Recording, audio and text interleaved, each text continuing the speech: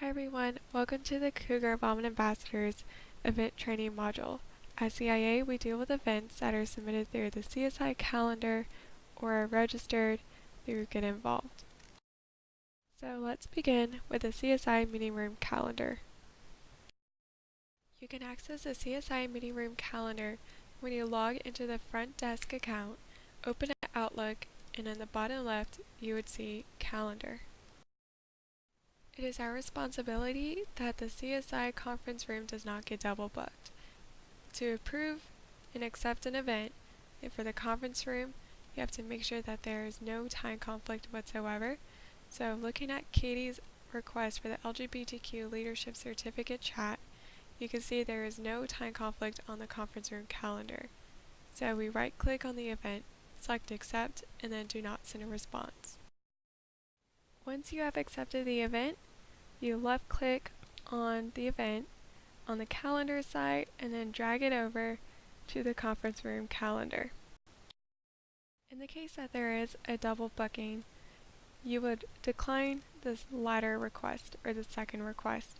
So as you can see, Tina tried to reserve the conference room for the homecoming facilities, but the CSI staff meeting has already been reserved. So we right-click on the homecoming facilities, select Decline, and then edit the response before sending. In the edited response, we will say when the CSI conference room is unavailable, just in case they want to schedule a meeting for the same day. Now, we'll move on to event registration. Registered student organizations and departments will register their event through Get Involved. Get Involved is a web-based program where RSOs and departments can advertise campus-wide events and programs. All RSOs in good standing have the privilege of holding events on campus, but they have to register their event and have it approved in order for it to be held.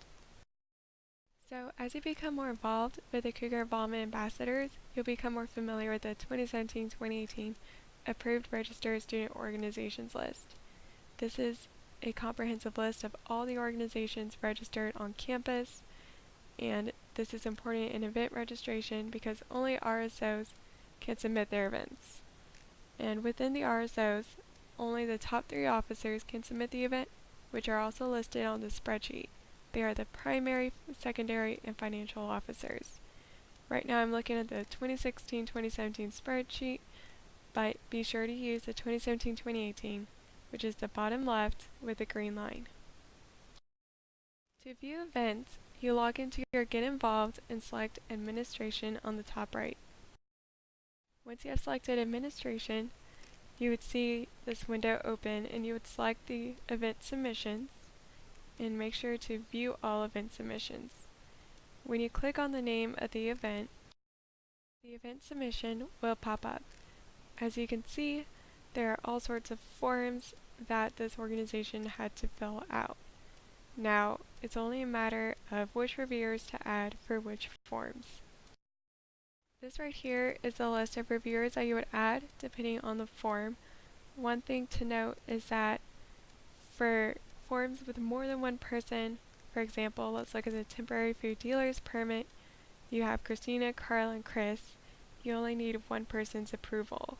So, if out of the 3, only Christina approved the event, then it is good to go for the food dealer's permit.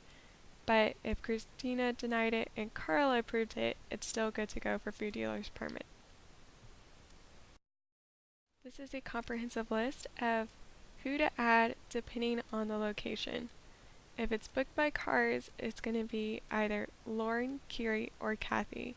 And if it's not booked by cars, you will add Janelle Keene. It is important that as you review each event, you log it or update it in the event registration submission sheet. On the sheet, you provide your name, the date you review the event, the name of the organization, event, and the date of the event, as well as its status and who you added to review the event. So this is a general rundown of which events you approve, deny, or what steps to take next.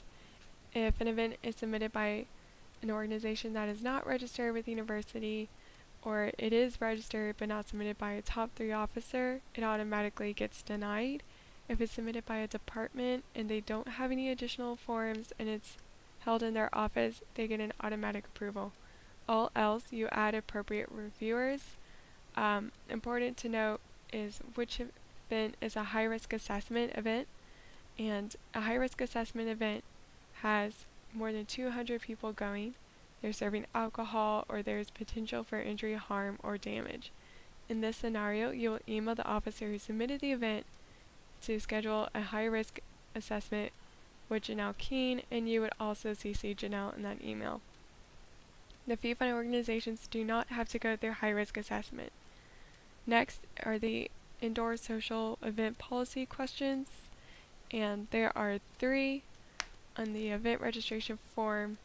I will get to that later, but in case they say yes to at least 2 of the 3, then you would email Janelle King the organization name, event ID number, and a comment saying they answered yes to 2 or 3 of the 3 questions. So, to cut to the chase, you approve off-campus events, department-held event in their own department with no additional forms, or when all reviewers say the event is approved. You deny an event when it's not submitted by an RSO or a top 3 officer, or submitted within less than 3 days of the event or less than 7 days if they have a food permit, they do not have a reservation ID number or email through which the reservation was made, they mentioned food in the description or as a perk, but did not include a food permit, if a reviewer denied a form, or if the submitter wants to change something. The only way to edit an event submission is for you to deny it and then they resubmit it. So we're going to go back and look at our first example mentioned earlier, and then we will go through each form. First form is the event submission details. When looking at this form, it's important to ask yourself a few questions, such as, is the American Student Dental Association Pre-Dental Chapter an RSO? You would verify this with the 2017-2018 Approved Registered Student Organizations list. Next, is Mary Jocelyn Nissan a top 3 officer? And who is the reviewer to add for small events in the Student Center? For the room reservation confirmation form, you'll ask yourself, do they provide a reservation ID or email address? And if they do, then you continue reviewing. If not, it gets denied. The third form is the event registration form. A few questions to ask yourself here is, who are the reviewers to add for food, open flame, or solicitation? You would notice the bottom 3 questions on the form ask if the event includes admissions, if it's open to persons who are not currently enrolled UH students, or if it's considered a social event. These are the 3 social indoor event policy questions. If they answered yes to at least 2 of these questions, add Janelle Keene as a reviewer and email her the organization name, event ID number, and a note saying they answered yes to 2 of the 3 or 3 of the 3 social indoor event policy questions. To add reviewers to an event, you would select Manage.